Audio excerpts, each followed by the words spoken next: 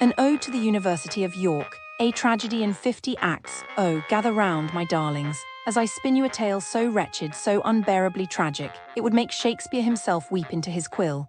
Picture this: a place that dares to call itself a university, a temple of learning, a sanctuary for bright minds only to crush them like stale biscuits under the heel of bureaucratic indifference. Welcome to the University of York, where dreams go to die. Let us begin with the admissions circus.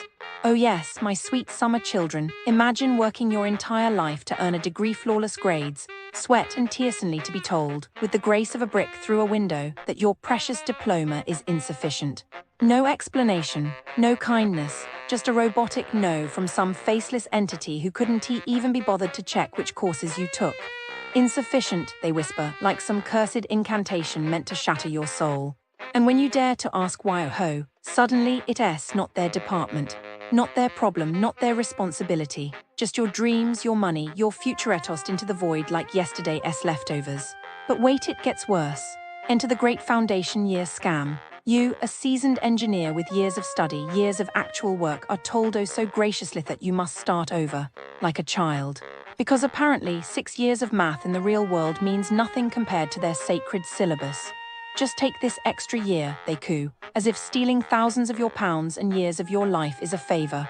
The audacity, the cruelty, the blatant disregard for human effort. And then, oh, my precious listeners, we arrive at the online master's disaster. A conversion course, they call it. A lie, we call it. You, a bright-eyed beginner, are thrown into the deep end of Java coding with zero guidance, zero lectures, zero mercy. Just read the books, they shrug, as if books magically teach you to debug code at 3 a.m. while sobbing into your keyboard. And when you dare to ask for help, oh ho, you are met with silence, or worse, a copy-pasted nonsense from the assignment sheet, as if repeating the question is the same as answering it. And the gradingo, the grading. You could cure cancer in your dissertation, and they still slap a pass on it like a participation trophy. One poor solar cybersecurity professional put their heart into an assignment, showed it to industry experts, only to be rewarded with a grade so limp, so pathetic, it felt like a personal insult. Why? Because excellence is clearly too much to ask from a place that can even organize a coherent syllabus. And the support, non-existent, tutors who ghost you, emails that vanish into the ether. A student success team that succeeds only in making you regret your life choices. And let us not forget the pension scandal where a grieving widow was told, you ray entitled to nothing, because her husband 20 years of service dared to marry her too late for their arbitrary rules. Cold, heartless, robotic. So here we are, my loves. The University of York, where promises turn to dust, where hopes are crushed, where education... Businesses near University of York, sometimes they not so honest with tourists, like I hear things, Like this one time, there was souvenir shop close to campus. They sell overpriced York-themed stuff, right? But some tourists say they get charged extra at checkout, like price on shelf say one thing, but bills say another. Maybe cashier hope you not notice, And if you complain, they act like it was mistake, but how many mistakes can happen, huh? Poor tourist probably just pay because they don't want trouble and then feel stupid later. And shop, they keep doing it because who gonna stop them? Then there's taxi drivers near train station. Not all, but some they see tourist with suitcase and suddenly meter breaks. They say flat rate, but price is crazy high, like double what it should be. And tourist, they tired, they just got off train, they don't know better, so they pay. And driver, they laugh all the way to bank, probably. Maybe tourist realize later, but then they already gone, so what they do? Nothing. Oh, and restaurants some near university, they add service charge to bill, but it's tiny letters, And if you're not looking, you pay tip twice. And when tourists ask, waiters say is automatic, but is it really? Or they just hope you don't argue. Tourist probably just sigh and leave, feeling cheated but too polite to fight. And restaurant, they keep doing it because why not? This is how it is here sometimes. You just have to be careful, Look at prices, check bills, because some people, they see tourist, they see opportunity. And that's sad, isn't it? The businesses near the University of York are a tragedy. A slow, creeping disappointment. A place where expectations go to die. Let's start with shopping. Designer Outlet York promises bargains. But the only thing you'll be saving is regret. The parking is a nightmare, cars circling like vultures, fighting over spaces in a maze designed by someone who clearly hates humanity. Inside, the crowds are suffocating. Shops are packed tighter than a student flat on rent day, and the discounts, a myth. Prices are the same as any high street, except here, you pay with your sanity. One visitor bought trousers at Next for £5, same pair at the outlet, £45. The only thing outlet about this place is the honesty of its customers, leaving 1-star reviews. Then there's the Parsonage Hotel Spa, a place where relaxation goes to drown in neglect.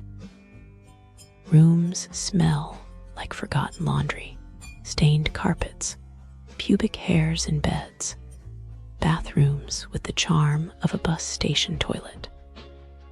The spa treatments, a gamble.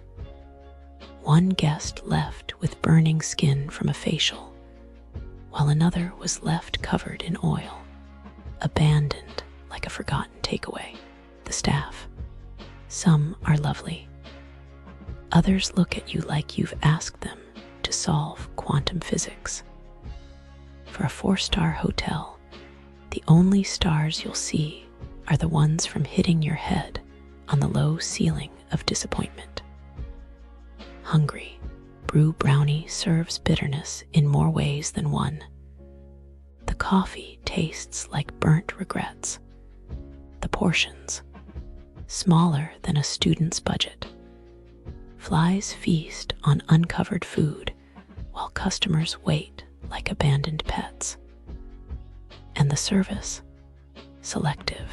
Some get smiles, others get ignored. One reviewer was charged differently for the same drink every time, like a magic trick. But the only thing disappearing is your patience. If you're craving something exotic, Yak and Yeti Gurkha Cafe offers sadness. Momo dumplings arrive colder than a York winter, undercooked, tasting like lost potential. The fried noodles, a portion so small, you'll wonder if the chef is rationing for the apocalypse. Nightlife. Evil Eye is where cocktails go to die. Drinks are either sugar bombs or taste like medicine. The staff, miserable.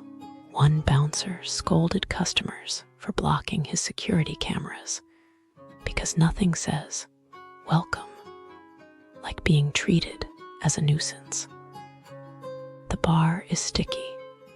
The vibe is deader than a library at 3 a.m. And the only evil here is the disappointment. The Crescent Community Venue, a standing room only nightmare. No seats, aggressive bar staff, and noise complaints from locals who probably dream of moving. The drinks' prices change like the weather, unpredictable, and always worse than you hoped. Even the plants at Botanic seem depressed. The shop's hours are a mystery, like a locked diary. You show up, it's closed. Google